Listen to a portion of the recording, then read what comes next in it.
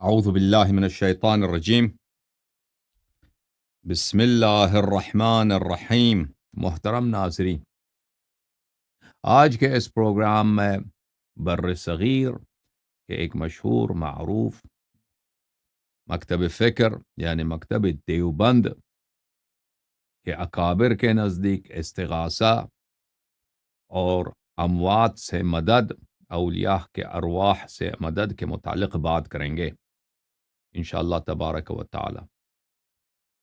مقدمے کے طور پر عرض کروں کہ رسول اللہ صلی اللہ علیہ وآلہ وسلم کے زمانے سے لے کر صحابہ کے زمانے میں، تابعین کے زمانے میں، تابعی تابعین کے زمانے میں، بنی امیہ کے زمانے میں، بنی عباس کے زمانے میں، اور بنی عباس کے بعد جب ہلاکو خان نے بنی عباس کے سلسلے حکومت کو 7ویں ہجری میں ختم کیا، اس کے بعد تک جب اب تک ابن تیمیہ کا منحوس اور شوم کردار پیدا نہیں ہوا تھا، مسلمانوں میں کوئی شخص اس بات کا قائل نہیں تھا کہ غیر اللہ سے طلب مدد یہ شرک ہے۔ کوئی نہ اس بات کا کوئی قائل نہیں تھا کہ غیر اللہ سے مدد طلب کرنا مکروہ ہے، شرک ہونا تو دور کی بات ہے۔ پھر ابن تیمیہ کا ظہور ہوا اور اس نے کچھ آیات کو غلط سمجھ گیا، اور وہ شخص گرچہ اس کی کافی مہارت تھی جماعت عمریہ کے احادیث میں، لیکن اس کا مہارت تفسیر میں بہت محدود تھی، اور اس کی مہارت علوم لغت میں کافی محدود تھی، اور علوم عقلیہ میں تو اس کو بالکل کچھ نہیں آتا تھا۔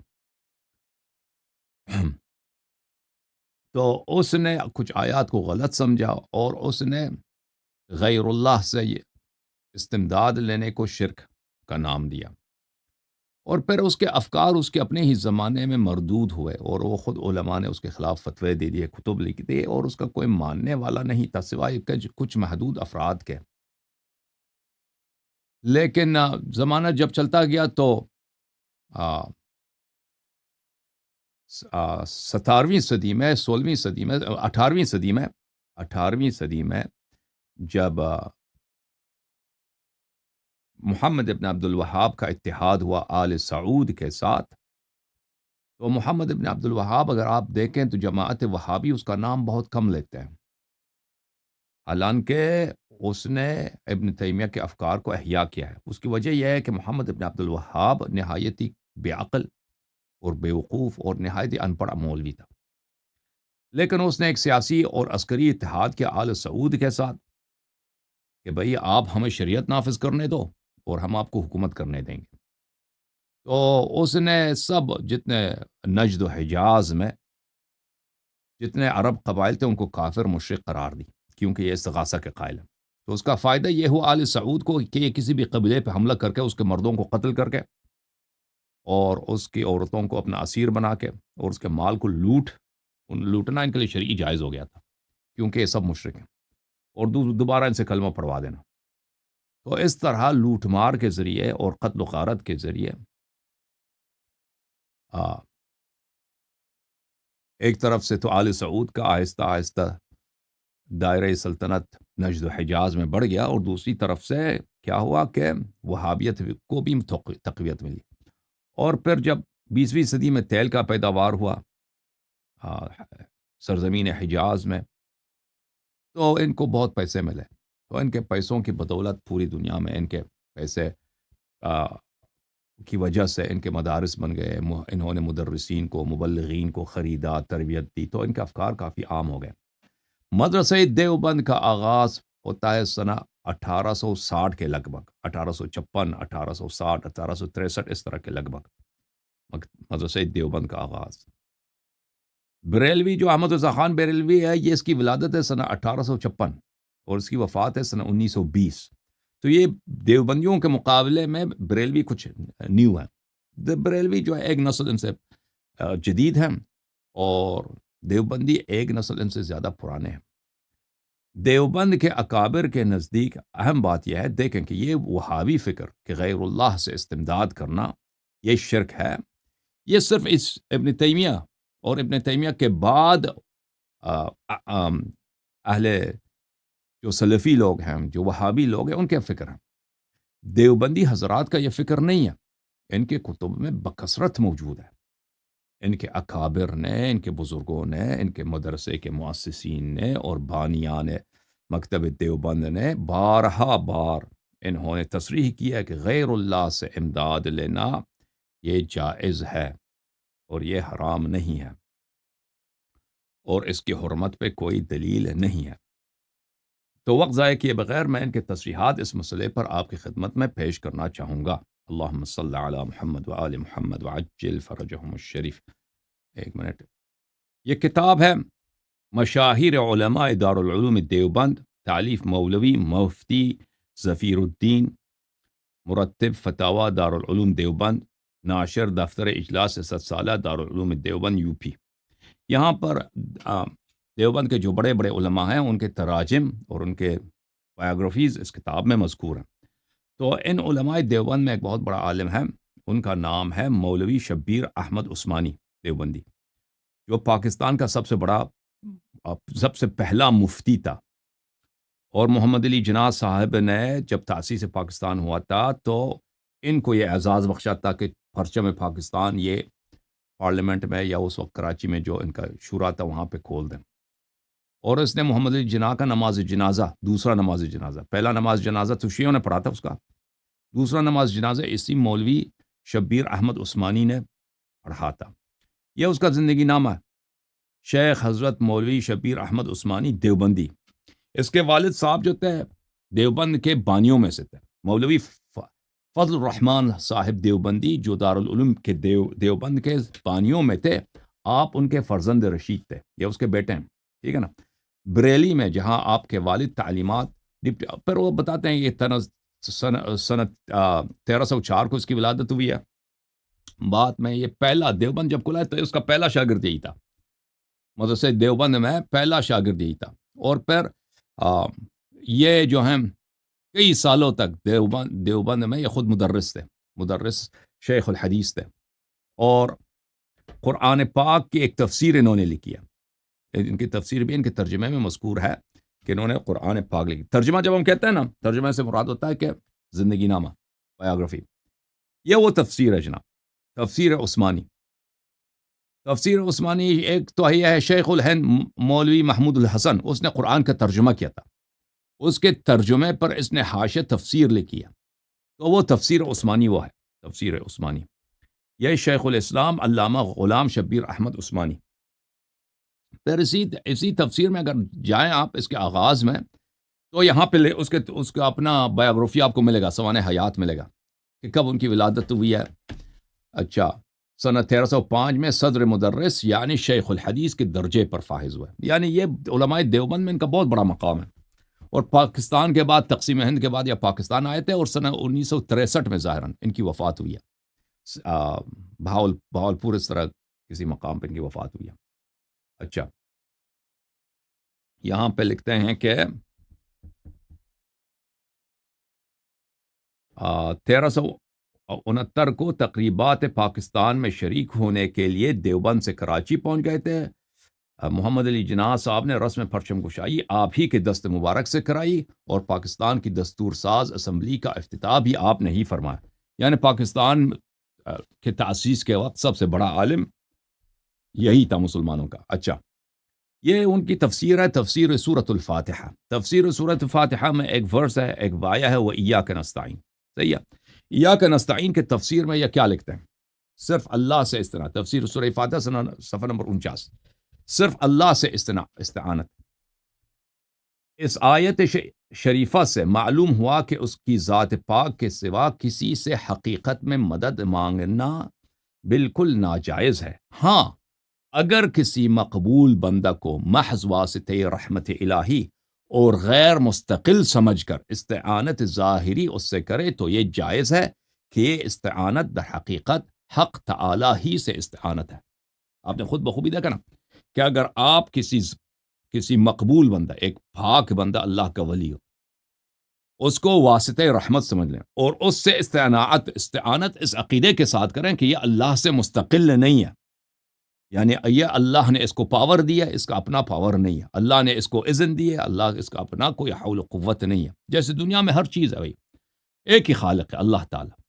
طاقت توفیق سب اللہ سے، ہر ایک کی طاقت اللہ کی جانب سے. تو اس کو غیر مستقل نہ سمجھے، اس سے استعانت کرے تو یہ جائز بھی ہے، اور یہ استعانت در حقیقت حق تعالیٰ ہی سے استعانت ہے. ٹھیک ہے نا؟ تو یہ واضح طور پر ہے کہ غیر اللہ سے، واضح طور پر کہہ رہے ہیں کہ غیر اللہ سے، اس صورت میں کہ آپ جس شخص سے مدد مانگ رہے ہیں، اب اللہ کا کوئی مقبول بندہ ہے، تو بشرط کہ آپ اس کا یہ عقیدہ ہو کہ وہ مستقل نہیں ہے. اگر آپ سمجھے کہ وہ اللہ سے مستقل ہے، مدد طلب بھی نہ کریں. شرک ہے.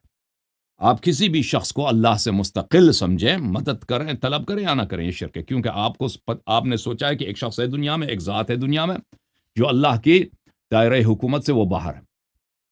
اللہ ہے، اللہ کا مخلوق نہیں ہے. اللہ وہ مستقل، اللہ سے اس کو کوئی نیاز ہی نہیں ہے، اللہ سے بے نیاز ہے. تو یہ تو لازمی بات ہے، یہ شرک ہے. مدد کریں یا نہ کریں. تو ہر چیز دنیا میں اللہ کی ذات کا محتاج ہے، اللہ کی نعمتوں کا محتاج ہے.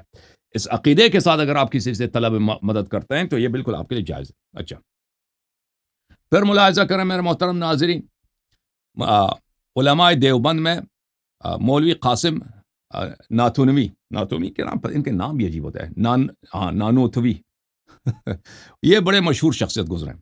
ملاحظہ کریں، یہ مشاہیر علماء دارالعلوم دیوبند وہی کتاب ہے، اس میں سند المحدثین حجت الاسلام حضرت مولوی محمد قاسم صاحب نانوتوی کا ذکر ہے کہ کب ان کی وفات ہوئی ہے اور کب ان کی ولادت ہوئی ہے، اور یہ سب کچھ یہاں پہ لکھیا. اور انہوں نے سن 1383 میں دارالعلوم دیوبند قائم کرایا.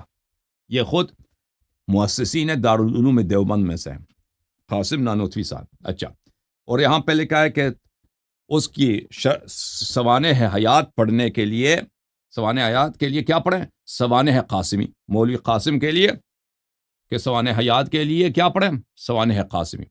سوانح قاسمی کس نے لکھا ہے؟ مولوی سید مناظر احسن گیلانی نے لکھا ہے. یہ اس کا زندگی نامہ ہے، صفحہ نمبر 82 میں، مولوی سید مناظر احسن گیلانی. اور یہ بھی فارغ التحصیل ہیں سنہ 1332 ہجری میں دارالعلوم دیوبند سے، اور 1375 میں ان کی وفات ہے. اور پھر کہتے ہیں کہ یہ چند سال مدیر کی حیثیت سے رسالہ القاسم اور رشید میں کام کرتے رہے. پھر آپ 1920 میں حیدرآباد جامعہ عثمانیہ میں استاذ ہو گئے اور پوری زندگی وہیں گزار دی. جب 1949 میں وہاں سے ریٹائر ہوئے تو وطن گیلانی آ کر مقیم ہو گئے، اور یہیں 25 شوال 1375 کو ان کی وفات ہوئی ہے. تو آج سے تقریباً سمجھ لیں کہ 70 سال پہلے ان کی وفات ہوئی ہے. اچھا، ان کے تالیفات میں کیا ہے؟ 3 جلدوں میں انہوں نے سوانح قاسمی لکھی ہے. مولوی قاسم نانوتوی کی سوانح حیات کو اس نے 3 جلدوں میں لکھی ہے. یہ کتاب ہے سوانح قاسمی، یعنی سیرت شمس الاسلام مولوی محمد قاسم نانوتوی. کس نے لکھا ہے؟ سید مناظر احسن گیلانی نے لکھا ہے. مکتبہ رحمانیہ لاہور میں یہ کتاب چھپی ہے. یہاں پر میرے محترم ناظرین صفحہ نمبر 329 میں اس میں بڑے کرامات نقل کرتے ہیں مولوی قاسم نانوتوی کے. تو ان میں سے ایک کرامت یہ ہے کہ صفحہ نمبر 329 کی اس کتاب میں آپ دیکھتے ہیں کہ مرنے کے بعد قاسم نانوتوی آتا ہے، ایک مناظرے میں شرکت کرتا ہے. ٹھیک ہے، مرنے کے بعد وہ دنیا سے مر چکا ہوتا ہے، مرنے کے بعد وہ آ کر ایک جگہ پہ مناظرہ ہو رہا ہوتا ہے دیوبندی کے درمیان اور بریلوی کے درمیان. اور بریلوی کو اس طرح جتا دیتا ہے کہ وہ آ کے مناظرے میں بیٹھتا ہے مناظر کے ساتھ، جو دیوبندی مناظر ہے، دیوبندی کے ساتھ آ کر بیٹھتا ہے. اور دیوبندی مناظر کہتا ہے کہ اس کے شخص کے آنے کے بعد مجھے وہ باتیں، وہ دلائل، وہ حجت جو مجھے آتی ہی نہیں تھی، ایک دفعہ میرے زبان سے جاری ہونا شروع ہو گیا. اور پھر سامنے والا جو بریلوی عالم تھا وہ ایسا شکست پایا کہ وہ آ کے اس نے میرے پیروں پہ اس نے اپنا سر رکھا ہے اور معافی مانگی. ٹھیک ہے نا؟ تو اس کے بعد یہ واپس آتا ہے وہاں پر دیوبند میں آتا ہے، تو ایسے اپنی کہانی سناتا ہے. اور وہ دیوبند کے اساتذہ اس سے پوچھتے ہیں کہ اس شخص کا حلیہ کیسا تھا، تو حلیہ بتاتے ہیں. سب تو کہتے ہیں یہ تو حلیہ ہے مولوی قاسم نانوتوی کا، اس کا تو وفات ہو چکا ہے. دیکھیں اب وفات کے بعد آیا. اچھا، اس قصے کو، اس کہانی کو نقل کرنے کے بعد مولوی مناظر احسن گیلانی صاحب اس طرح لکھتے ہیں، ملاحظہ کریں: جو نہیں جانتے وہ تو خیر جاہل ہیں، لیکن جا کر بھی علماء دیوبند کے متعلق بہت بہتان تراشیوں اور تہمت بافیوں کی خدمت جو انجام دے رہے ہیں ان کو اپنا اعمال کا محاسبہ اسی کے سامنے دینا ہوگا جس کے سامنے نہ منطق ان کی چلے گی اور نہ مولویانہ پتیرے کام آئیں گے۔ لیکن حقیقت یہ ہے کہ اب اہم بات یہ ہے کہ علماء دیوبند کا عقیدہ اموات سے مدد لینے میں کیا ہے۔ حقیقت یہ ہے کہ وفات یافتہ بزرگوں کی روحوں سے امداد کے مسئلہ میں علماء دیوبند کا خیال بھی وہی ہے جو عام اہل سنت والجماعت کا ہے، جو عام جماعت عمریہ احناف کا ہے، بریلویوں کا، یہ بھی ان کا بھی وہی عقیدہ ہے۔ آخر جب ملائکہ جیسی روحانی ہستیوں سے خود قرآن ہی میں ہے کہ حق تعالیٰ اپنے بندوں کی امداد کراتے ہیں، صحیح حدیثوں میں ہے کہ واقعی معراج میں رسول صلی اللہ علیہ وآلہ وسلم کو حضرت موسیٰ علیہ السلام سے تخفیف صلوات کے مسئلے میں امداد ملی اور دوسرے انبیاء علیہ السلام سے ملاقاتیں ہوئیں، بشارتیں ملی، تو اسی قسم کی ارواح طیبہ سے کسی مصیبت زدہ مومن کی امداد کا کام قدرت اگر لے تو قرآن کی کس آیت یا کس حدیث سے اس کی تردید ہوتی ہے؟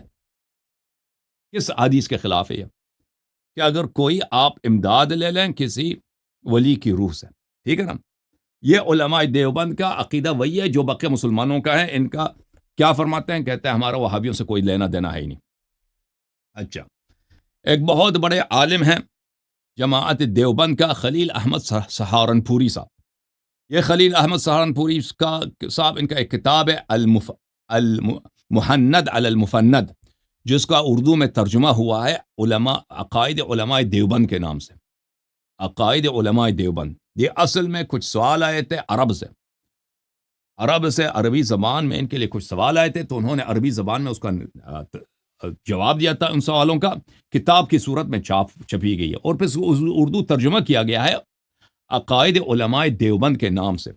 یہ کتاب ہے مشاہیر علماء دارالعلوم دیوبند، ملاحظہ کریں یہاں پر صفحہ نمبر 28 میں مولوی خلیل احمد صاحب سہارنپوری۔ اچھا، یہ دیوبندی اور دیوبند کے اکابر میں سے، ولادت 1269، فراغت 1289، وفات 1346، اور پھر ان کی زندگی نامہ 1308 سے 1314 تک دارالعلوم میں مدرس دوم رہے۔ کتنے سال تک؟ 6 سال تک ٹاپ نمبر 2 عالم تھے یہ دارالعلوم دیوبند میں۔ اچھا، اور 8 جمادی الثانیہ 1314 کو مظاہر علوم سہارنپور کے صدر مدرس مقرر ہوئے۔ سہارنپور کا جو مدرسہ ہے دیوبندیوں کا وہ بہت اہم ہے ہندوستان میں، تو وہاں پہ یہ اس کے صدر مدرس بنے تھے، تو یہ بہت بڑے عالم تھے اپنے زمانے کے۔ یہ ان کی کتاب ہے مباحث فی عقائد اہل السنہ المسمى المحندی علی المفند۔ اچھا، یہ المحند علی المفند عقائد علماء دیوبند، لیکن عربی زبان میں، یہ اردو میں بھی اس کا ترجمہ کر چکے ہیں، خلیل احمد سہارنپوری صاحب کا۔ اچھا، یہ کتاب چھپی ہے دارالفتح میں، یہ 2004 میں اس شہر میں چھپی ہے، عمان اردن میں چھپی ہے۔ یہاں پہ سوال 11 ان سے 11واں سوال جب کیا جاتا ہے اس مکتوبات عرب میں، جب ان سے ہندوستان کے اس بڑے عالم سے سوال کیا گیا ہے، سوال نمبر 11، وَهَلْ تَقُولُونَ بِصِحَّةِ وُصُولِ الْفَيْضِ الْبَاطِنِيَّةِ عَنْ صُدُورِ الْأَكَابِرِ وَقُبُورِهِمْ؟ کہتے ہیں کہ آپ کا کیا فرمائش ہے، علماء دیوبند کا کیا موقف ہے کہ فیض کا وصول ہونا، فیض واصل ہوتا ہے باطنی فیوز اکابر کے صدور سے اور اکابر کے سینوں سے اور اکابر کے قبور سے، یہ ممکن ہے؟ تو اس کے جواب میں وہ کہتے ہیں کہ وَأَمَّا الْإِسْتِفَادَةُ مِنْ رُوحَانِيَّةِ الْمَشَائِخِ الْأَجِلَّةِ وَوُصُولِ الْفَضَائِلِ الْبَاطِنِيَّةِ مِنْ صُدُورِهِمْ أَوْ قُبُورِهِمْ، یہ کہ کسی کو فائدہ پہنچے روحانی مشائخ، جلیل القدر مشائخ سے، اور فیوز باطنی، چھپے ہوئے فیوز، روحانی فیوز، ان کے سینوں سے یا ان کے قبور سے کسی کو پہنچے، سینوں سے یا قبروں سے پہنچے، فیصح، یہ صحیح ہے۔ ہم علماء دیوبند کا عقیدہ یہی ہے کہ یہ صحیح ہے، علی الطریقۃ المعروفہ فی اہلہا و خواصہا، اس کا طریق معروف ہے بھائی صاحب ہم اسپیچ دیں گے، بھائی اسپیچ دیں گے، آپریٹر صاحب تنگ نہ کریں. لا بما ہوا شائع فی عوام، کہتا ہے جو عوام میں جو طریقہ کار ہے وہ ہمیں نہیں منظور، لیکن جو طریقہ معروف اس کے اہل اور اس کے خواص میں ہے وہ صحیح ہے. اب وہ نہیں بتاتا کہ ان کے صوفیوں کے ہاں ان کے اکابر کے ساتھ کس طرح سے وہ قبور سے وہ فیض حاصل کرتے ہیں. بہرحال کہتے ہیں صحیح ہے. تو یہ اگر ایک عام جس کو یہ ولی کہتے ہیں، قاسم نانوتوی جیسے ایک 2 نمبر کا جاہل مولوی، جاہل العقیدہ اور بیوقوف ٹائپ کا، اور جاہل اتنا، یہ کوئی بڑے علماء نہیں تھے یہ لوگ، ٹھیک ہے نا. ہندوستان میں جو خرافات کا گڑھ ہے بھائی، وہاں پہ سب لوگ ان پڑھ ہیں، وہاں کے جو مولوی ہیں گلی کوچوں ان کے مقابلے میں یہ بڑے عالم تھے. ویسے یہ کوئی اتنے بڑے محقق نہیں تھے، ان کے کوئی نہ کتاب نہ کچھ، کتابی بھی دیکھیں ان کے کوئی اس میں کوئی ان کا علمی اثر توڑی ہے. اچھا، یعنی آپ جب عالم اسلام کے علماء کے بات کرتے ہیں نا، تو ان کے مقابلے میں آپ کے دیوبندی یا بریلوی ان علماء کی تو گنتی میں نہیں آتا نا، ان کے جو اکابر ہیں گنتی میں بھی نہیں آتے. ان کے قبور سے امداد حاصل کرنے کو کہتے ہیں یہ صحیح ہے بھائی، اور کہتے ہیں اس کا ایک معروف طریقہ جو ہے صحیح ہے. وہ اب نہیں بتاتا کہ وہ معروف طریقہ کیا ہے. اچھا، ہم نے آپ سے عرض کیا کہ دارالعلوم دیوبند کا آغاز ہوا سن 1856 میں، عفواً 1867 میں، 1867 میں دارالعلوم دیوبند کا افتتاح ہوا. اچھا، اور دارالعلوم دیوبند سے پہلے علماء تھے ہندوستان میں، اور بریلوی حضرات کا بھی تحریک کا آغاز بعد میں ہوا 1880 1890. اس وقت ان لوگوں نے زور پکڑیا سن 1900 کے بعد. علماء دیوبند میں ایک بہت مشہور، علماء ہند میں ایک بہت مشہور عالم ہے قاضی ثناء اللہ پانی پتی، ٹھیک ہے نا. یہ پانی پت سے ان کا تعلق تھا. انہوں نے ایک تفسیر لکھی، تفسیر و مظہری. یہ عربی زبان میں ہے، اس کا اردو زبان میں ترجمہ بھی ہو چکا ہے. اور یہ دونوں طائفے اس تفسیر کی بڑی قدر کرتے ہیں، اور بریلوی بھی قدر کرتے ہیں، اور دیوبندی بھی قدر کرتے ہیں. اور دیوبندی کے علماء نے بلکہ تفسیر مظہری کو اپنی درسی نصاب میں بھی شامل کیا ہے. اور کیونکہ قاضی ثناء اللہ پانی پتی کا جو وفات سن 1810 ہے، وہ دارالعلوم دیوبند کے تأسیس سے پہلے ہے. تو گرچہ ہم نہیں کہہ سکتے کہ وہ دیوبندی تھے، لیکن دیوبندی علماء ان کی بڑی تعریف کرتے ہیں، ان کی بڑی وہ عزت کرتے ہیں. اور دیوبندی علماء نے اپنے کتب میں تصریح بھی کیا. میں عرض کروں کہ یہ قاضی ثناء اللہ پانی پتی یہ دیوبندی مسلک سے تعلق رکھتے ہیں، حالانکہ یہ دیوبند کا جو مدرسہ ہے بعد میں اس کی تاسیس ہوئی ہے، لیکن کیونکہ ان کا فکر ایک جیسا ہے تو ان کو یہ اپنا مانتے ہیں. اچھا، وہ میں آپ کو دکھاؤں گا کہ آگے جا کر کہ یہ جو ہے قاضی ثناء اللہ پانی پتی یہ دیوبندی تھا. یہ اس کا تفسیر ہے، تفسیر المظہری، تالیف القاضی ثناء اللہ العثمانی الحنفی المظہری النقشبندی. اچھا، جزء اول چاپ دار احیاء تراث العربی 2004 میں چھپی ہے. اچھا، یہاں پہ ملاحظہ کریں صفحہ نمبر 169 میں سورۃ البقرہ کا آیہ مبارکہ، اعوذ باللہ من الشیطان الرجیم ولا تقولوا لمن يقتل في سبیل اللہ اموات، کہ جو لوگ اللہ کے راستے میں شہید ہو چکے ہیں ان کو نہ کہیے کہ یہ مردہ ہیں. اچھا، بل احیاء، بلکہ کہہ دیں کہ یہ زندہ ہیں. اچھا، اس کی تفسیر کس طرح کرتے ہیں؟ دیکھیں قاضی ثناء اللہ پانی پتی، یعنی ان اللہ تعالی یعطی لارواحہم قوت الاجساد، کہتے ہیں کہ اللہ تعالیٰ جس طرح ہمارے بدن میں طاقت ہے، اللہ تعالیٰ ان کی ارواح کو جسد کی قوت، فزیکل پاور دے دیتا ہے، باڈیلی پاور دے دیتا ہے. کس کو؟ ان کی ارواح کو. فَيَذْهَبُونَ مِنَ الْأَرْضِ وَالسَّمَاءِ وَالْجَنَّةِ حَيْثُ يَشَاءُونَ، اور یہ شہداء کی ارواح بالکل ان کے پاس باڈیلی فزیکل پاور ہوتی ہے، اور یہ چاہتے ہیں کہ آسمان پہ چلے جائیں، زمین پہ چلے جائیں، جنت میں جائیں، جہاں مرضی چلے جائیں. وَيَنْصُرُونَ أَوْلِيَاءَهُمْ، اور یہ اپنے دوستوں کی مدد کرتے ہیں. یہ عام شہداء کی بات ہو رہی ہے. اچھا، وَيُدَمِّرُونَ أَعْدَاءَهُمْ، اور اپنے دشمنوں کو یہ تباہ کرتے ہیں انشاء اللہ تعالی، اللہ کی مرضی سے. وَمِنْ أَجْلِ ذَلِكَ الْحَيَاةِ لَا تَأْكُلُ الْأَرْضُ أَجْسَادَهُمْ وَلَا أَكْفَانَهُمْ، اور کیونکہ یہ زندہ ہیں زمین جو ہے ان کی جسد کو نہیں کھاتی اور ان کی کفن بھی کو بھی خراب نہیں کرتی زمین. اچھا پھر بلے نقل کرتے ہیں نبی صلی اللہ علیہ وآلہ وسلم سے ان الشہداء اذا استشہدوا انزل اللہ جسدا کاحسن جسد. کہتے ہیں حدیث میں موجود ہے شہداء جب شہید ہو جاتے ہیں اللہ تعالیٰ ان کو بہترین جسد عطا کرتا ہے. ثم يقال لروحی ادخلی فیہ، پھر اس کے روح سے کہا جاتا ہے کہ اس جسد میں داخل ہو جاؤ. فینظر الى جسده الاول الى جسده الاول ما يفعل به ويتكلم فيظن انهم يسمعون كلامه. پھر یہ اپنے جو اس کا ایک جسد تو قتل ہو چکا ہے نا، ایک جسد تو مثلا سر اس کا کٹ چکا ہے، وہ زمین پہ پڑا. اللہ تعالیٰ نے اس کو دوسرے جسد دیا شہید کو، اس کی روح جو ہے اس دوسری جسد میں چلی گئی. وہ اپنے کٹے ہوئے لاشے کو دیکھتا ہے اور دیکھتا ہے کہ بھئی لوگ اس کو جمع کر رہے ہیں تاکہ اس کو دفنایا جائے، کچھ کریں. تو یہ سمجھتا ہے کہ میں تو زندہ ہوں، میرا تو باڈی ہے، میں لوگوں سے بات کروں. اچھا لوگوں کو اپنی بات سناتا ہے لیکن بات وہ نہیں سنتے اس کی. وَيَنظُرُ إِلَيْهِمْ فَيَظُنُّ أَنَّهُمْ يَرَوْنَهُ، لوگوں کی طرف دیکھتا ہے، اس کا گمان یہ ہوتا ہے کہ لوگ مجھے دیکھ رہے ہوتے ہیں. حَتَّى تَأْتِيَهُ أَزْوَاجُهُ مِنَ الْحُورِ الْعِينِ فَيَذْهَبْنَ بِهِ. کہتے ہیں کہ اس وقت تک یہ ہوتا ہے کہ حور العین اس کے بیوی حور العین جنت سے آتے ہیں، اس کو اپنے ساتھ لے کے جاتے ہیں کہ بھئی تو مر چکا ہے، آ جاؤ ادھر. اچھا کہتے ہیں فَذَهَبَ جَمَاعَةٌ مِّنَ الْعُلَمَاءِ إِلَىٰ أَنَّ هَذِهِ الْحَيَاةَ مُخْتَصٌ بِالشُّهَدَاء. کہتے ہیں بعض علماء کہتے ہیں کہ یہ جو حیات ہے جس کو باڈی ملتا ہے، اس کے پاس باڈیلی پاور ہوتا ہے، یہ شہداء کے لیے مخصوص ہے. لیکن کہتے ہیں غلط ہے، یہ شہداء کے لیے مخصوص نہیں ہے. والحق عندي عدم اختصاصها بهم بل حياة الأنبياء أقوى منهم وأشد ظهورا آثارها في الخارج. کہتے ہیں لیکن اس طرح نہیں، انبیاء علیہم الصلاۃ والسلام کی جو مقامات ہے وہ شہداء سے تو بالا تر ہے.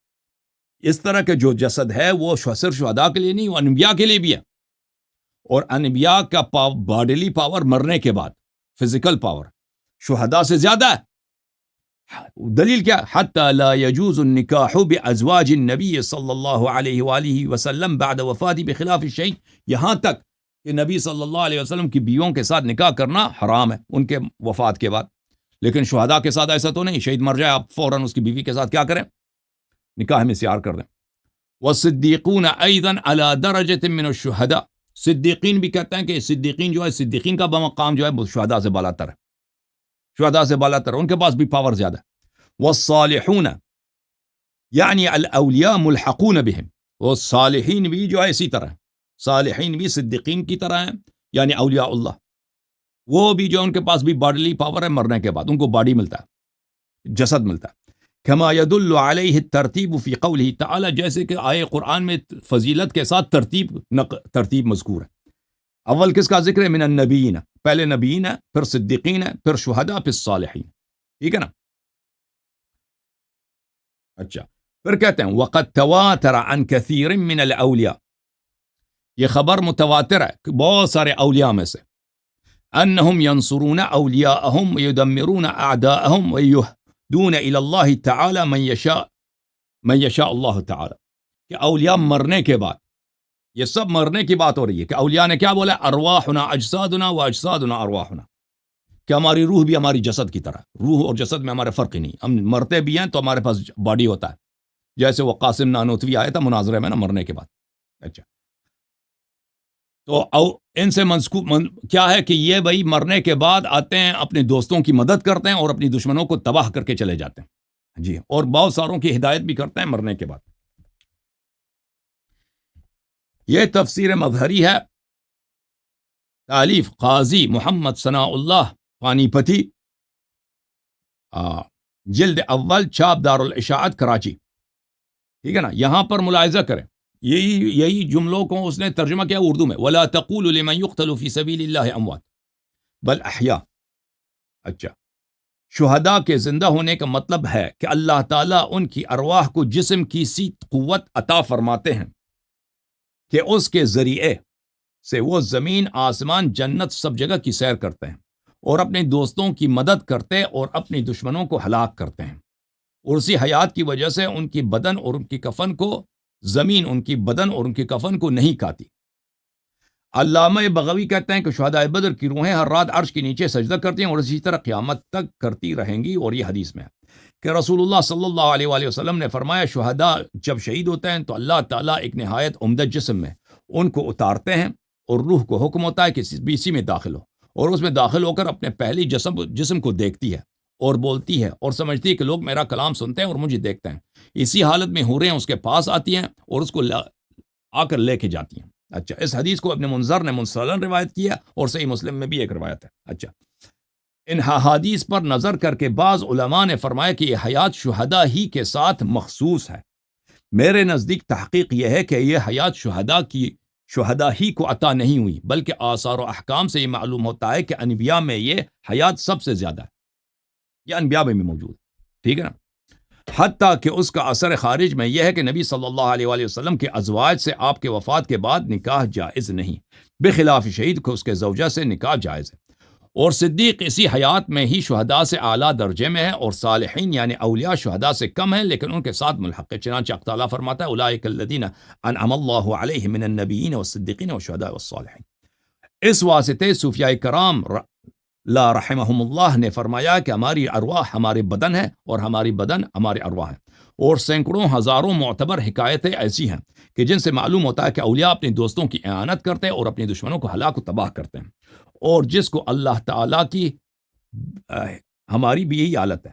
کیا لکھا ہے بھائی؟ ایک منٹ، کیا لکھا ہے بھائی اس نے؟ اور جس کو اللہ تعالیٰ کی اچھا ہم آپ کو ایک اور جملے وَلَكِنْ لا تشعرون کے متعلق فرماتے ہیں لیکن تم نہیں سمجھ سکتے، یعنی چونکہ ان کی حیات اس قسم کی نہیں ہوتی کہ ہر شخص کو محسوس ہو، اور نہ کوئی ایسا امر ہے کہ عقل کی وہاں تک رسائی ہو، بلکہ وحی یا ایسی فراست صحیحہ سے جو وحی سے حاصل ہو وہ حیات معلوم ہو سکتی ہے، اس لیے تم اس کو نہیں سمجھ سکتے۔ وہ زندہ ہیں، آپ اس کو نہیں سمجھ سکتے، ٹھیک ہے نا؟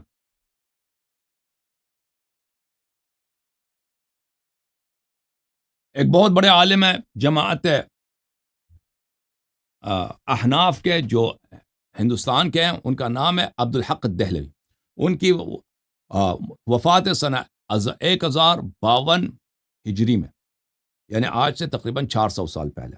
دیوبندی اور بریلوی حضرات دونوں اس کی تقدیس کرتے ہیں، بریلوی کچھ زیادہ، دیوبندی کچھ کم تر، لیکن سب ان کو مانتے ہیں، اور یہ مدرسہ دیوبندیہ اور بریلویہ کے تاسیس سے پہلے یہ گزرے۔ ان کی کتاب لمعات التنقیح فی شرح مشکات المصابیح خطیب تبریزی، العلامہ المحدث عبدالحق الدہلوی، چاپ دار النوادر المجلد السابع، سنہ 2014 میں یہ کتاب چھپی ہے۔ ملاحظہ کریں اس کتاب میں صفحہ نمبر 38 میں اس طرح فرماتے ہیں وَأَمَّا الْإِسْتِعْدَادُ بِأَهْلِ الْقُبُورِ، اما الاستمداد، مدد لینا اہل قبور سے، جو مدفون ہیں، جو دنیا سے گئے ہیں، مر چکے ہیں، اموات سے مدد لینا، فقد انکرہ بعض الفقہاء، بعض مجتہدین نے کہا کہ یہ کام جائز نہیں ہے۔ اچھا، کہتے ہیں اس بات کو میں نہیں مانتا۔ فإن كان الإنكار من جهة أنه لا سماع لهم ولا علم ولا شعور بالزائر وأحواله فقد ثبت بطلانه۔ یہ علماء کیوں ایسا فتویٰ دیتے ہیں؟ فتویٰ غلط دیا انہوں نے کہ آپ استمداد نہیں کر سکتے اہل قبور سے اگر ان کے انکار کی وجہ یہ ہو کہ اموات جو قبور میں ان کی سماعت نہیں، ان کی بصارت نہیں، ان کا علم نہیں، ان کا شعور نہیں، جو ان سے مدد لیتا ہے ان کو دیکھتا نہیں ہے، ٹھیک ہے نا، اس کے حالات کو وہ نہیں جانتا، تو کہتے ہیں فقط ثبت بطلانہ، کہتے ہیں کہ ہم نے یہاں پہ اتنی دلائل دی ہیں کہ یہ سب جھوٹ ہے بھائی۔ اہل قبور کے پاس سماع بھی ہے، بصیرت بھی ہے، دیکھتے بھی ہیں، وہ حالات بھی لوگوں کے جانتے ہیں۔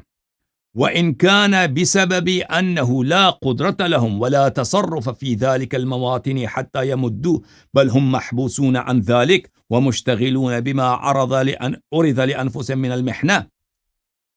اور اگر یہ کہتے ہیں کہ بھائی چلیں وہ دیکھتے سنتے تو ہیں لیکن وہ مدد نہیں کر سکتے آپ کے، کیونکہ وہ ایک دوسری دنیا میں چلے گئے ہیں، وہ اس دوسری دنیا میں ان کا ہاتھ اس دنیا سے کٹ چکا ہے، وہ خود پریشان ہیں، اپنی پریشانیوں میں مبتلا ہیں اس دنیا میں، تو وہ کیسے آپ کی مدد کر سکتے ہیں؟ فرماتا فلا یرا ذالک کلیہ، کہتے ہیں یہ بات کھلی طور پہ صحیح نہیں ہے کہ سب اہل قبور کی یہ حالت ہے، کہ اہل قبور میں کوئی بھی کسی کی مدد نہیں کر سکتا. اکثر اہل قبور دنیا والوں کی مدد نہیں کر سکتے، لیکن اہل قبور میں، مدفونین میں، دنیا سے وفات چکنے والے لوگوں میں ایسے افراد ہیں جو اس دنیا میں لوگوں کی مدد کر سکتے ہیں، خصوصاً فی شأن المتقین. تو یہ بات بالکل غلط ہے. اہل تقوی جو دنیا سے گئے ہیں، اولیاء جو دنیا سے گئے ہیں، ان کے متعلق تو بالکل باطل ہے. الذین هم اولیاء اللہ تعالی، وہ متقین جو اولیاء ہیں. فيمكن أن يحصل لأرواحهم عند الرب تعالى من القرب في البرزخ والمنزلة والقدرة على الشفاعة والدعاء وطلب الحاجات. کہتا ہے ہو سکتا ہے کہ ان کے ارواح کے لیے اللہ تعالیٰ سے برزخ میں اتنا قرب حاصل ہو جائے، اتنا منزلت، اتنا قدرت، شفاعت کریں، دعا کریں، طلب حاجت کریں. اپنے کس کے لیے؟ اپنے زائرین کے لیے، اپنے متوسلین کے لیے. کما یحصل یوم القیامہ، جیسے قیامت کے دن وہ کرتے ہیں، اسی طرح عالم برزخ میں بھی کریں. وما الدلیل علی نفی ذلک، اور دلیل کیا ہے کہ آپ اس کی نفی کرتے ہیں کہ یہ جائز نہیں، ایسا نہیں ہو سکتا. کوئی دلیل نہیں ہے کہ اس کو آپ نفی کریں. اچھا، یہ کتاب ہے صوبہ سرحد کے ایک بہت بڑے عالم گزرے ہیں، ان کی ابھی وفات ہوئی ہے سنہ 2019 میں، اور ان کی ولادت ہے سنہ 1920 میں. یعنی وہ تقریباً 100 سال کی عمر میں، 99 سال کی عمر میں ان کی وفات ہوئی ہے. ان کا نام ہے حمد اللہ جان الداجوی، اور یہ دیوبند کے بہت بڑے علماء میں سے تھے. اور یہ داجوی صاحب یہ سہارنپور میں، ہندوستان متحدہ ہند میں اس وقت تعلیم حاصل کی تھی، اور صوبہ سرحد میں ان کی بہت عزت ہوتی ہے. اب تو دنیا سے گئے، ان کے بڑے بڑے شاگرد ہیں. یہ کتاب ہے البصائر لمنکر التوسل باہل المقابر، اور یہ اس کتاب میں واقعی اس نے بہت محنت کیا، اس شخص نے بہت محنت کیا، اور اس نے بہت اپنا فضل دکھایا.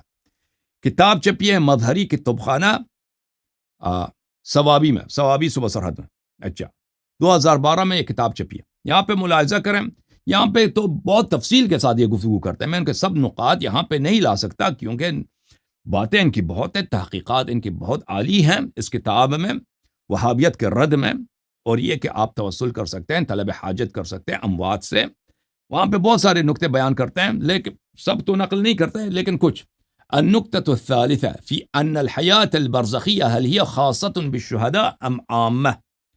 کہتے ہیں تیسری بات کہ یہ جو حیات برزخی ہے، مرنے کے بعد کی زندگی ہے، کہ قرآن فرماتا ہے وَلَا تَقُولُوا لِمَنْ يُقْتَلُ فِي سَبِيلِ اللَّهِ أَمْوَاتٌ بَلْ أَحْيَاءٌ وَلَكِنْ لَا تَشْعُرُونَ. کہ دنیا سے گئے ہوئے شہداء کو آپ ان کو مردہ نہ کہو، وہ زندہ ہے، آپ کو نہیں پتا. تو یہ کیا مخصوص ہے شہداء کے لیے؟ اللہم صلی علی محمد سلام اللہ علی الحسین. یہ مخصوص ہے شہداء کے لیے، یہ عام ہے، دوسروں کو بھی حاصل ہے. کہتے ہیں فنقول الحیاة البرزخیة غیر مختصة بالشہداء بل عامة في الانبیاء والاولیاء على تفاوت مراتبهم. کہتے ہیں کہ مخصوص حیات برزخی یہ صرف مخصوص شہداء کے لیے نہیں، انبیاء کو بھی حاصل ہے، اولیاء کو بھی حاصل ہے، لیکن مراتب میں فرق ہے. بعض انبیاء دوسرے انبیاء سے زیادہ افضل ہیں، بعض اولیاء دوسروں سے زیادہ افضل ہیں، انبیاء اولیاء سے زیادہ افضل ہیں. اور پھر تفسیر مظہری سے وہ نقل کرتے ہیں وہ جملے جو میں نے آپ کو دکھا دیے. اچھا،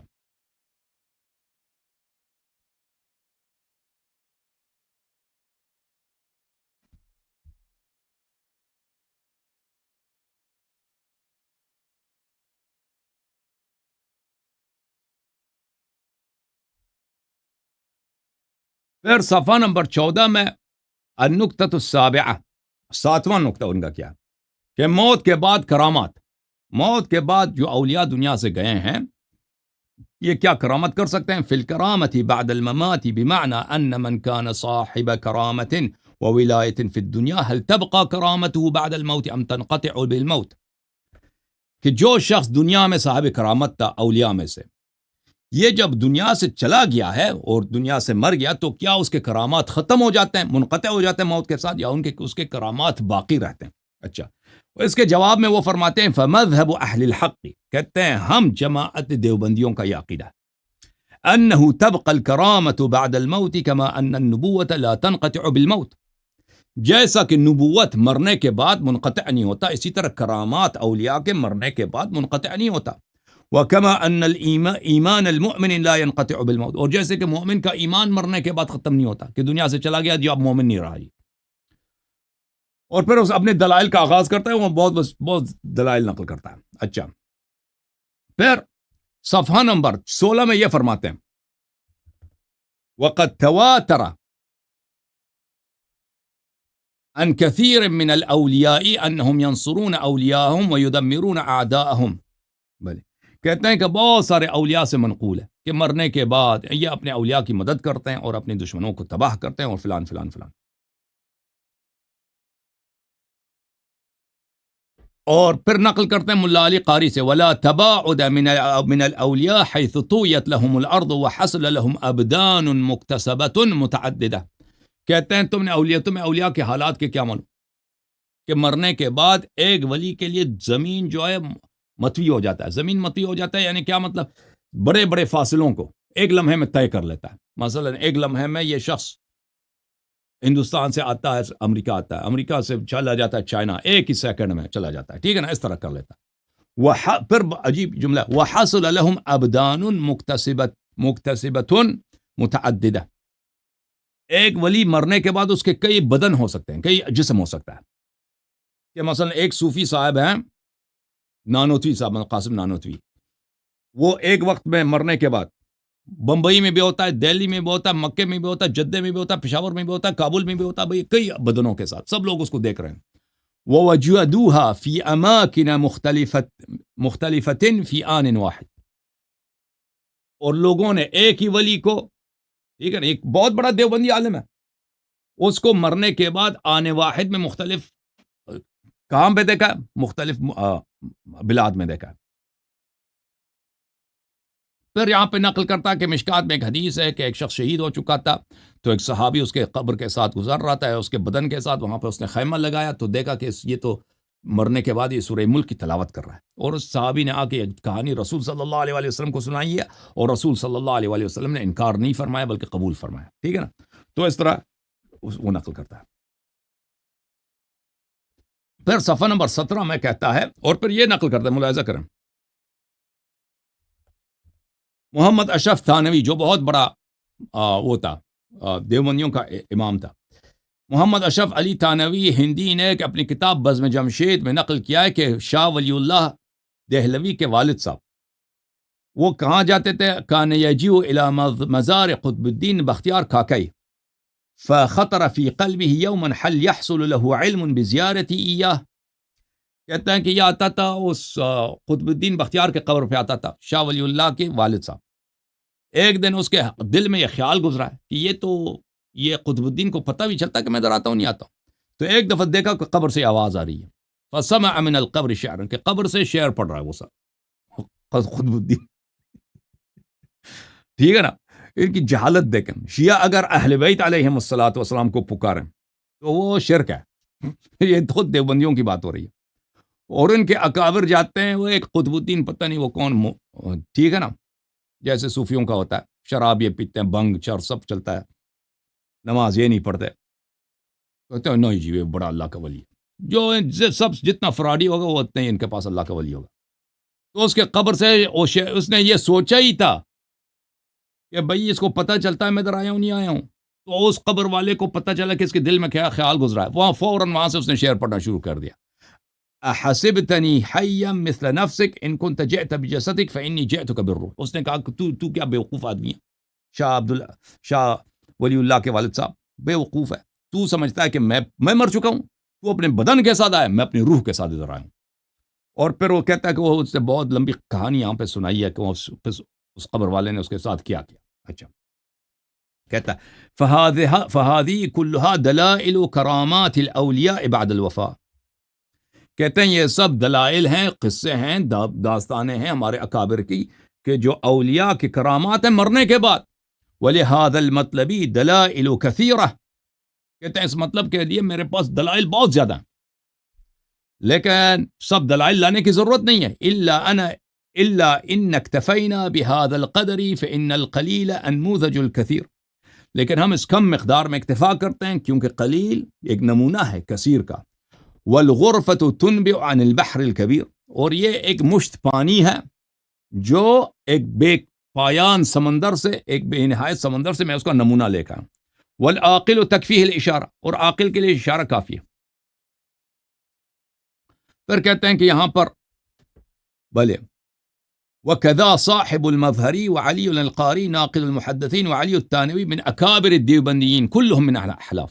میں نے یہ باتیں جو نقل کی ہے مظہری سے، علی قاری سے، محدث فلان فلان سے، اور یہ سب اکابر دیوبندیاں.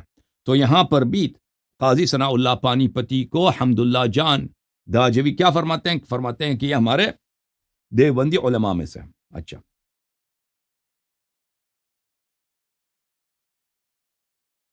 اچھا اب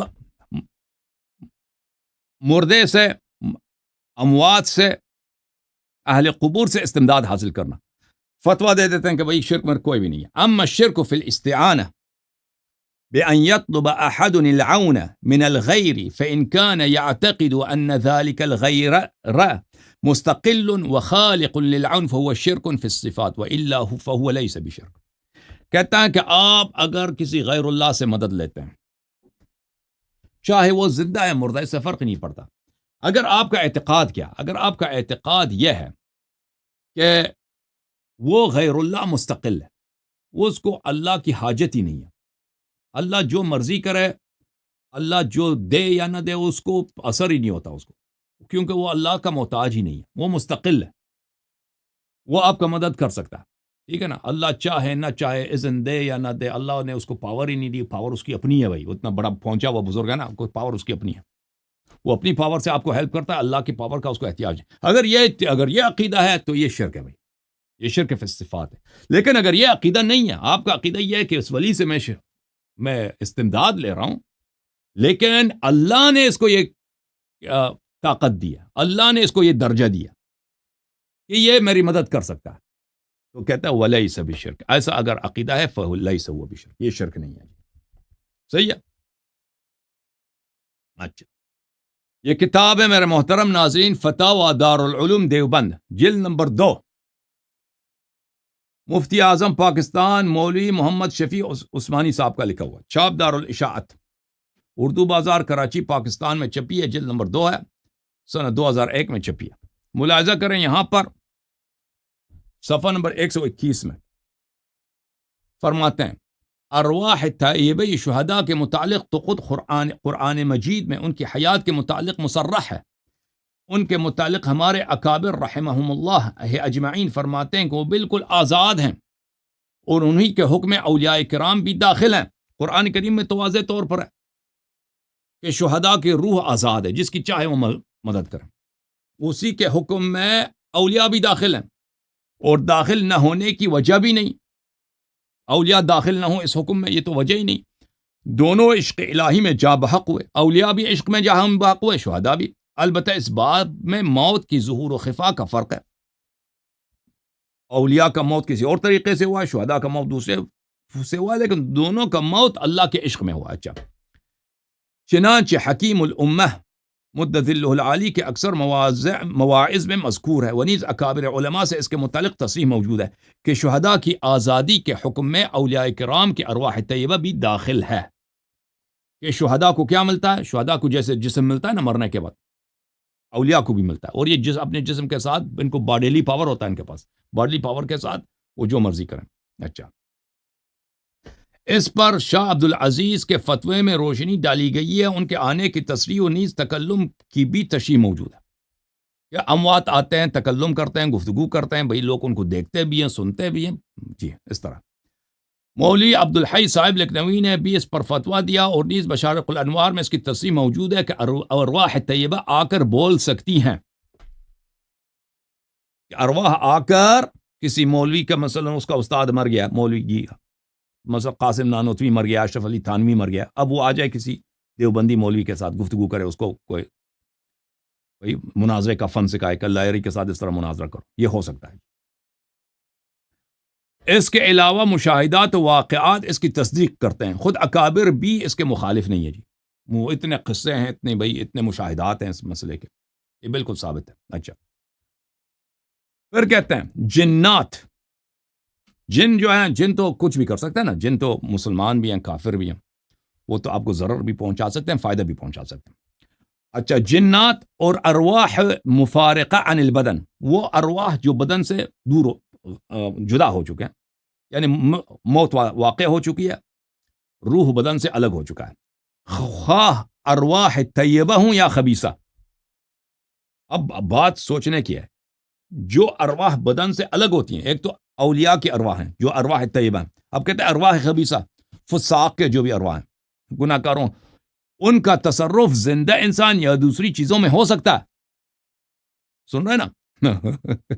او بھائی، ابھی تک تو کہہ رہے تھے کہ صرف اولیاء ہیلپ کر سکتے ہیں نا، ابھی کہتا ہے نہیں، اولیاء کے علاوہ فساق بھی ہیلپ کر سکتے ہیں آپ کے، شرابی حرامی ٹائپ کے لوگ جو دنیا سے گئے، جو بالکل ایک نمبر کے فاجر ہوں، وہ بھی اس دنیا میں آ کر بہت کرتب دکھا سکتے ہیں جی۔ کوئی دلیل شرعی عقلی یا نقلی اس کے منافی نہیں، اور واقعات و تجارب بھی اس کے صحت پر شاہد ہیں۔ یہ کتاب کیا ہے؟ اس پاکستان کے سرکاری مفتی کا، اس کا فتاوی کی کتاب ہے، دیوبندیوں کا سب سے بڑے عالم کا۔ اور یہ پھر آ کے کہتے ہیں کہ شیعہ جی، دیوبندی آتے ہیں کہ شیعہ تم کیوں اہل بیت علیہ السلام سے عالی مدد کہتے ہو؟ تم خبیث، تم اپنے کتاب کے فتوے میں لکھتے ہو کہ فاسق، فاجر، شرابی، کافر، اس کی ارواح بھی آ کر دنیا میں آپ کی مدد کر سکتا ہے، ٹھیک ہے نا؟ اور ہمیں کہتے ہو یہ عالی مدد کیوں کہتے ہو؟ شرم نہیں آتی تمہیں؟ یہ دین ہے تمہارا؟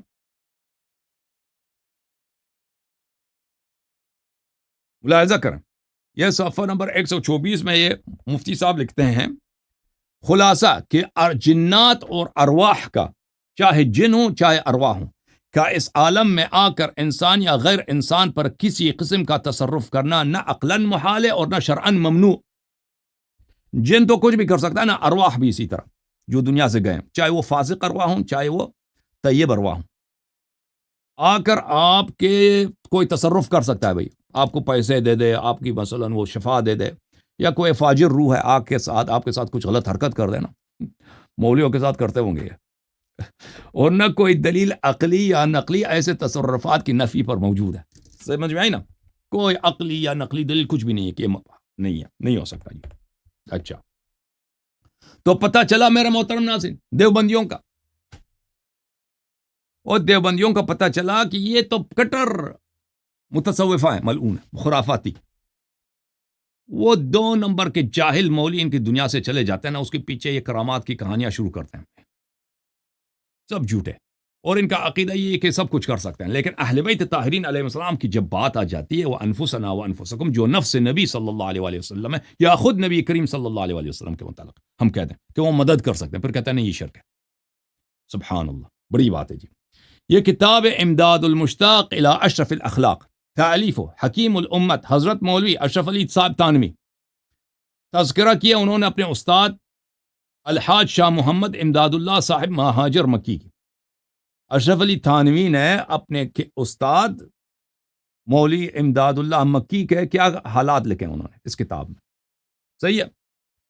یہ کتاب اسلامی کتاب خانہ اردو بازار لاہور میں چھپی ہے جی، یہ دیکھ، ٹھیک ہے نا؟ یہاں پر کہ ان کے استاد وہ اشرف علی تھانوی کے جو استاد امداد اللہ، یہ دارالعلوم دیوبند کے مؤسس کے استاد ہیں، فرماتے ہیں کہ ایک دن حضرت غوث الاعظم 7 اولیاء کے ساتھ ہمراہ بیٹھے ہوئے تھے، 7 بیٹھے تھے ان کے 7 اولیاء، ٹھیک ہے نا؟ ان کے چیلے بیٹھے تھے غوث اعظم۔ اچھا، کیا ہوا؟ ناگاہ نظر بصیرت سے ملاحظہ فرمائے، اچانک 7 ادھر بیٹھے ہیں، بغداد میں بیٹھے ہیں، کہاں بیٹھے ہیں، ایک دفعہ غیب کی نگاہ بصیرت سے انہوں نے دیکھا کہ سمندر میں ایک کشتی غرق ہو رہا ہے، کہ ایک جہاز قریب غرق ہونے کے ہے۔ ٹھیک ہے نا؟ آپ نے ہمت و توجہ باطنی سے اس کو غرق ہونے سے بچا لیا، ٹھیک ہے نا؟ ادھر بغداد میں بیٹھ کر ایک نگاہ سے سمندر میں اس کشتی کو غرق ہونے سے بچا دیا۔ تو کیا کہیں اس قوم کو، کافر قوم، تم یہ جو تمہارا غوث ہے، ایک نمبر کا فراڈی، جاہل، شریعت سے دور، نہ نماز، کچھ بھی نہیں۔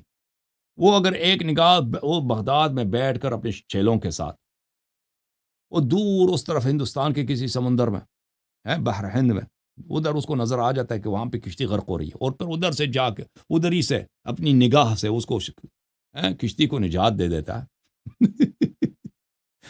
تو تم پرشیوں پہ آ کے اعتراض کرتے ہو کہ یا علی مدد کیوں کہتے ہو؟ یہ غوث یہ تو خود بار بار اعتراف کرتا کہ کتے کی بھی حیثیت نہیں ہے اس کی اہل بیت علیہ السلام کے سامنے. یہ تو خود اعتراف کر رہا ہوتا ہے کہ یہ تو کچھ بھی نہیں، یہ تو خاک پا بھی نہیں ہے. ٹھیک ہے نا.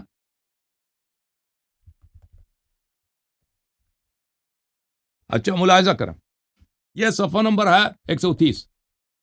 فرمایا امداد اللہ شاہ صاحب نے کہا، حاجی امداد خان صاحب نے جو اشرف علی تھانوی صاحب کے استاد معظم ہیں، انہوں نے کہا کہ فرمایا کہ خدا جانے لوگ مجھے کیا سمجھتے ہیں، خدا جانے لوگوں کے کیا عقیدہ کہ میں کیا چیز ہوں اور میں کیا ہوں. یہ تو یعنی اب تواضع میں شکست نفسی میں یہ فرما رہے ہیں. محبوب علی نقاش صاحب آئے تھے، انہوں نے بیان کیا کہ ہمارا آگبوٹ تباہی میں تھا. پرانے زمانے میں ہندوستان میں اسٹیم شپ ہوتا ہے نا، شپ کے اندر آگ ہوتا ہے، بوٹ کے اندر آگ جلتا ہے، آگ سے کوئلے سے اسٹیم بنتا ہے، اسٹیم سے کشتی چلتی ہے. ٹھیک ہے نا. یہ اسٹیم بوٹ ہوتا تھا. اچھا، اس کو ہندی لوگ اس زمانے میں آگ بوٹ بولتے تھے. بیان کیا کہ ہمارے آگ بوٹ تباہی میں تھا، ہمارا اسٹیم شپ جو ہے وہ غرق ہونے والا تھا، تباہ ہونے والا تھا. میں مراقب ہو کر آپ سے ملتجی ہوا، میں نے مراقبت شروع کر دی اور میں نے توسل کر دی آپ سے، میں نے آپ سے التجا کیا کہ آئیے آپ کشتی کو بچائیے. امداد اللہ شاہ صاحب مثلا ابھی جو ہے پانی پت میں پتہ نہیں کہاں پہ، بمبئی میں کہیں ہیں، اور یہ کشتی تو سمندر میں. محبوب علی نقاش صاحب نے ادھر ہی سے رابطہ کیا ہوئے کہ کشتی کو بچاؤ. آپ نے مجھے تسکین دی، اسی دور کے راستے نے آپ نے مجھے اور آگ بوٹ کو تباہی سے نکال دیا. ٹھیک ہے نا. حاشیہ قولہ خدا جانے لوگ مجھے کیا سمجھتے ہیں، یہ اشرف علی تھانوی صاحب کہتے ہیں کہ میرے استاد صاحب کہتے ہیں کہ لوگ مجھے کیا سمجھتے ہیں، میں تو کچھ بھی نہیں. اس نے اپنی اتنی بڑی تعریف کی ہے امداد اللہ شاہ صاحب نے. یہ عقول غایت تواضع ہے، یہ ان کی تواضع ہے کہ انہوں نے اپنی کرامت نقل کی ہے، ورنہ مدعی کے لیے تو یہ موقع اچھی خاصی شہادت کا تھا. اچھا، یہ ان کے چال تھے نا، امداد اللہ شاہ صاحب اپنے لیے مرید جمع کرنے کے چکر میں اس طرح کے اپنے لیے کرامات نقل کرتے تھے تاکہ لوگوں کو بیوقوف بنایا جائے. اور اشرف علی تھانوی صاحب بھی جو ان کے کرامات نقل کرتے ہیں. اچھا، صفحہ نمبر 127 میں ملاحظہ کریں. فرمایا اشرف علی تھانوی صاحب کے استاد جی نے، ایک بار مجھے ایک مشکل پیش تھی اور حل نہ ہوتی تھی. میں نے حتیم میں کھڑے ہو کر کہا کہ تم لوگ 360 یا کم یا زیادہ اولیاء یہاں رہتے ہو. میں نے وہاں پہ قبرستان میں جا کر کہا کہ تم لوگ یہاں پہ 360 ولی یہاں پہ مدفون ہو، اور تم سے کسی غریب کی مشکل حل نہیں ہوتی تو پھر کس مرض کے دوا ہو. قبرستان والوں سے میں نے ایک غصے میں کہہ دیا. یہ کہہ کر میں نے نماز نفل شروع کر دی. میرے نماز شروع کرتے ہی ایک آدمی کھالا سا آیا اور وہ بھی پاس ہی نماز میں مصروف ہو گیا. اس کے آنے سے میری مشکل حل ہو گئی. جی دیکھو جی، اشرف علی تھانوی جو ہے، اشرف علی تھانوی کا کیا، اس کا استاد جی قبرستان میں جا کر مردوں سے اس نے مدد لی ہے، اس کی مشکل حل ہو گئی. ٹھیک ہے نا.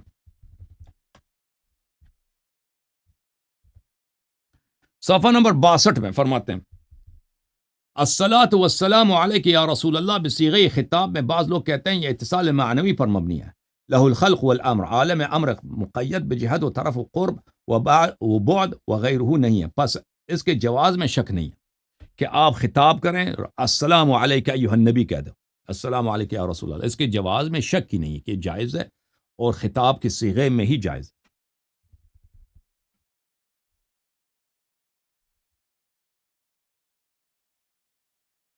صفحہ نمبر 118 میں لکھتے ہیں، ملاحظہ کریں کہ امداد اللہ شاہ صاحب نے کہا، حضرت نے تشفی دی اور فرمایا کہ فقیر مرتا نہیں. فقیر کون ہے؟ خود امداد اللہ شاہ ہے. کہتا میں کبھی نہیں مروں گا، صرف ایک مکان سے دوسرے مکان میں انتقال کرتا ہے. فقیر کی قبر سے وہی فائدہ حاصل ہوگا جو زندگی ظاہری میں میری ذات سے ہوتا تھا. جب تک میں زندہ ہوں، جیسے میں آپ کو امداد اللہ شاہ صاحب کہتے ہیں میں آپ کو فائدہ پہنچاتا تھا، میں مرنے کے بعد بھی آپ کو فائدہ پہنچاتا رہوں گا. ہاں، میں مروں گا ہی نہیں، میرا موت ہی نہیں ہے. جی سر، یہ اپنے مولیوں کے لیے ان کا یہ عقیدہ ہے. یہ ان کے اپنے مولیوں کے لیے جو سب ان کی مدارس میں دیکھیں، لواط تو ایک عام چیز ہے. وہ حرام کرنا، جھوٹ کرنا، لوگوں کا مال کرنا، علم تو ان کے مدرسوں میں ہوتی نہیں، علم نام کی کوئی چیز. تحقیق تو ان کو دیکھا ہوگا، یہ لوگ جاتے ہیں ہمارے مناظروں میں کہ ان کے پاس کتنا علم ہے. دیوبند والوں کے پاس کچھ بھی ہے نہیں. ٹھیک ہے نا, عبارت تو یہ پڑھ نہیں سکتے. اور ان کے بڑے بڑے علماء کی بھی یہ حالت ہے. آپ نہ سمجھیں کہ ان کے یہ چھوٹے مولویوں کی یہ حالت ہے, بڑے مولویوں کی بھی یہی حالت ہے. اور ان کے متعلق ان کا عقیدہ یہ ہے کہ یہ مرتے ہی نہیں ہیں جی, یہ مرنے کے بعد بھی ان کے جیسے کہ زندہ اسی طرح مدد کرتے ہیں.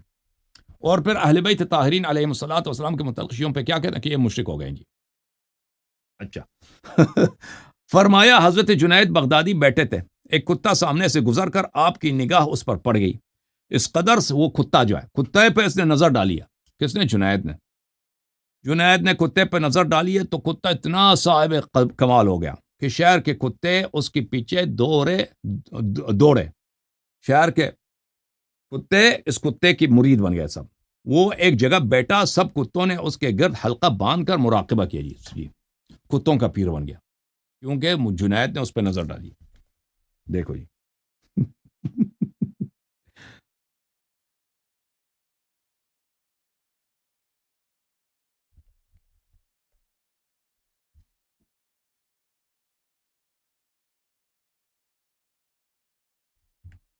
یہ کتاب شمائم امدادیہ حضرت مولوی حاجی محمد امداد اللہ صاحب مہاجر مکی کے سوانح حیات ہیں. ٹھیک ہے نا. کتب خانہ اشرف الرشید شاہکوٹ مغربی پاک. شاہکوٹ کوئٹہ کو بولتے ہیں نا, شاہکوٹ کوئٹہ کا پرانا نام ہے میرے خیال, یا اور جگہ شاہکوٹ مجھے نہیں معلوم. اچھا, یہ اس مولوی کا ہے, اس کا سوانح حیات ہے, اشرف علی تھانوی کا استاد کا. یہ وہ کتاب ہے. یہاں پہ ملاحظہ کریں صفحہ نمبر 42 میں. یہاں پہ کہتے ہیں کہ دو آدمی آپس میں بحث کر رہے تھے, مناظرہ کہہ رہے تھے. ایک آدمی کہتا تھا کہ شیخ محی الدین چشتی غوث اعظم سے بڑا ہے. دو آدمی آپس میں مناظرہ کر رہے تھے. ایک کہتا تھا کہ غوث اعظم بڑا ہے, دوسرا کہتا ہے نہیں, محی الدین چشتی وہ اجمیر والا وہ بڑا ہے. اور ایک کہتا ہے کہ معین الدین افضل ہے, دوسرا کہتا ہے غوث پاک کو شیخ پر فضیلت ہے. تو کیا ہوا؟ تو امداد اللہ صاحب کہتے ہیں نہیں, معلوم ہوتا ہے کہ حضرت غوث اس وقت مرتبہ الوہیت میں تھے. اچھی طرح سے دیکھو, مرتبہ الوہیت میں تھے. غوث صاحب کیا تھے؟ مرتبہ الوہیت میں تھے.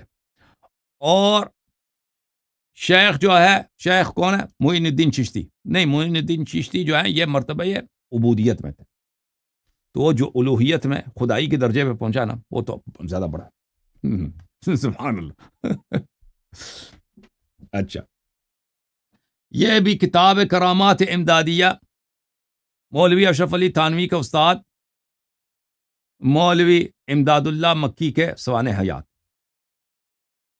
یہ کرامات اولیاء حق, کرامات امدادیہ در مطبع انتظامی تبع شد. اچھا, یہاں پہ ملاحظہ کریں صفحہ نمبر 6 میں مرویات حافظ عبد القادر صاحب تھانوی. مولوی عبد الصاحب قادر صاحب تھانوی نے کہانی نقل کیا کہ میں نے کیا کرامات دیکھے مولوی امداد اللہ صاحب. اب اچھی طرح سے دیکھو, یہ بڑا عجیب داستان ہے. کہتے ہیں کرامت اول, حضرت محمد صاحب قدس سرہ نے ارشاد فرمایا, یعنی کون؟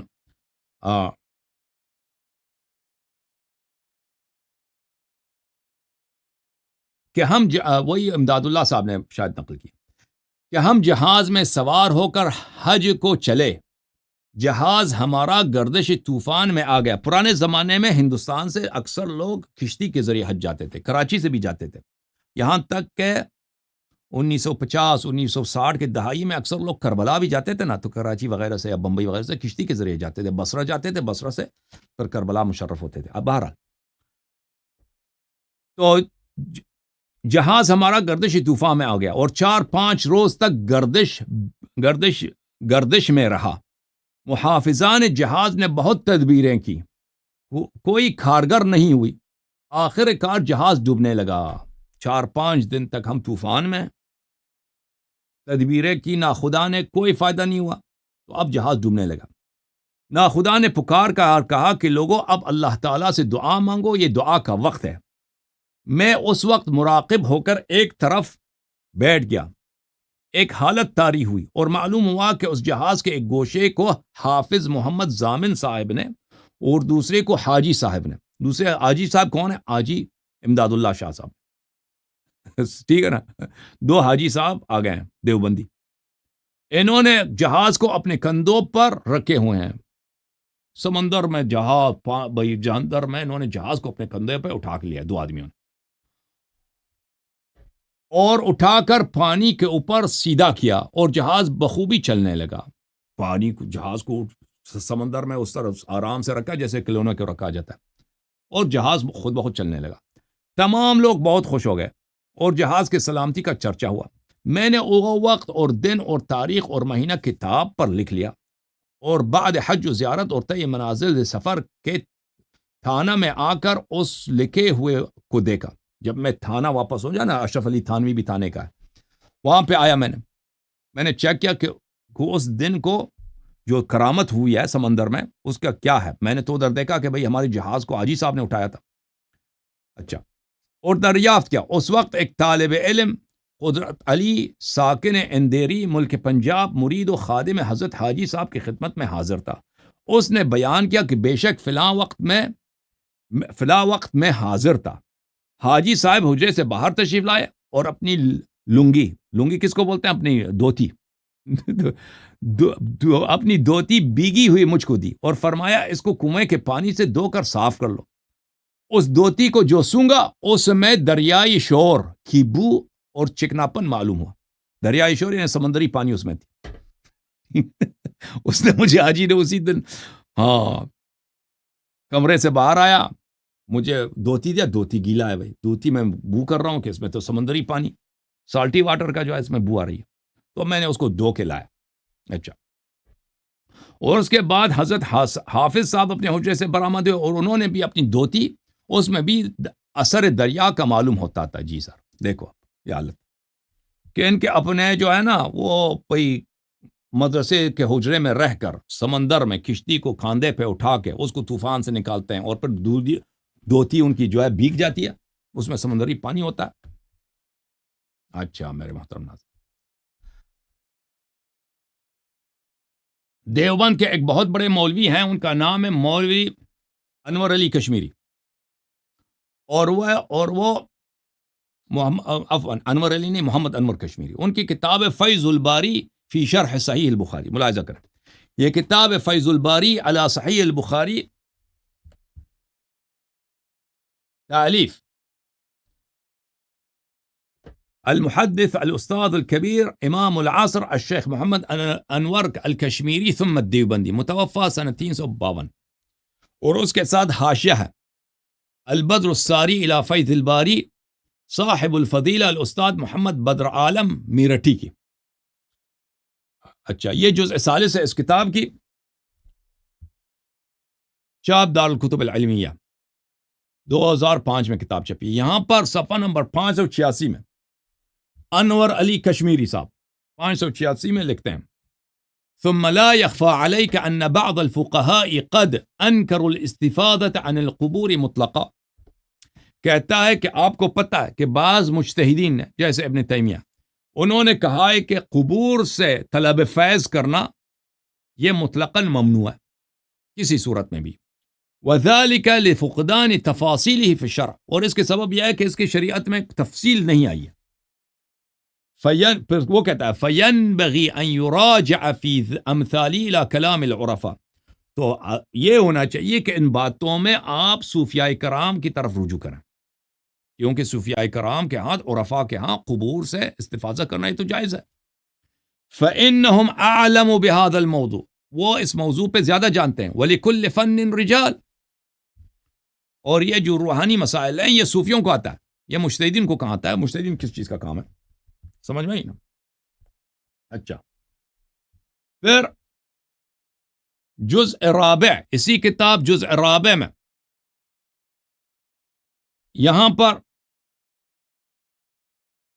اس کتاب کے حاشیہ میں جو میرٹھی صاحب ہیں جنہوں نے بدر الساری لکھی ہے, وہ اسی مولوی انور علی کشمیری کے شاگرد ہیں, مولوی محمد انور کشمیری کے شاگرد ہیں. وہ یہاں پر لکھتے ہیں فقد سألت عنهم مرة عن الاستفادة من اہل القبور, میں نے ایک دفعہ مولوی محمد انور کشمیری سے پوچھا میں نے مولوی محمد انور کشمیری سے کیا پوچھا؟ میں نے پوچھا کہ قبر والوں سے طلب فیض کرنا جائز ہے؟ حل یجوز ذلک ام لا؟ طلب فیض کریں قبر سے، مقبور آدمی سے جو قبر میں مدفون ہے۔ فقال لی اما المحدثون فلا اراهم یجوزونہ، اس نے کہا کہ جہاں تک اہل حدیث کا تعلق ہے وہ تو اجازت نہیں دیتے اس بات کا، ولیکن اجیز انا، لیکن میں اس کی اجازت دیتا ہوں، میرے ہاں یہ جائز ہے، لکونہ ثابتا عند ارباب الحقائق، کیونکہ یہ بات اولیاء کے نزدیک ثابت ہے کہ آپ مردوں سے مدد لے سکتے ہیں، غیر انہ ينبغي لمن كان اہلا له، لیکن ایک بات ہے کہ وہ شخص جو واقعا ولی ہو اس سے مدد لی جائے، اما من كان منغمسا في الظلمات فلا خیر فی، لیکن ایک شخص جو فاسق فاجر ہے اس کے قبر سے آپ مدد نہ لیں، ٹھیک ہے نا؟ اچھا، تو آپ نے دیکھا یہ بھی، اور اس کے علاوہ بھی بہت سارے ان کی کتب بری ہوئی ہیں ایسے باتوں سے۔ تو عرض یہ ہے میرے محترم ناظرین کہ علماء دیوبند کو جو ان کے اکابر ہیں وہ تو بالکل ان کے ہاں اموات سے مدد لینا یہ بالکل جائز ہے، اور اموات بھی کون سے اموات؟ اشرف علی تانوی، مثلا قاسم نانوتوی، اللہ آپ کا بھلا کرے، حاجی امداد مکی، ایسے لوگ جاہل ٹائپ کے مولوی، ان کو انہوں نے اللہ کا ولی بنا دیا، اس پہ تو ان کو یہ ان کے دین کا حصہ ہے، لیکن جب اہل بیت طاہرین علیہ السلام کی بات آتی ہے تو ان کو غصہ چڑھتا ہے کہ بھئی شرک ہو جاتا ہے۔ ہم نہیں جانتے یہ کیسا معمہ ہے، ٹھیک ہے نا؟ یہ ایک کیسی بے وقوفی، کیسی جہالت ہے، اس کا جواب ہمارے پاس نہیں۔ اللہ تعالیٰ آپ سب کو جزائے خیر دے۔ تھینک یو سر، میرا لیکچر ختم ہو گیا۔ جوم جاؤ، پرواز کرو، کیوں فخر سے سر اٹھا، کیونکہ اللہ تعالیٰ نے تمہیں انتخاب کیا، صراط حق پر صرف تم ہو، صراط ایمان پر صرف کیا، کیونکہ اللہ تعالیٰ نے تمہیں انتخاب کیا، صراط حق پر صرف تم ہو، صراط ایمان پر صرف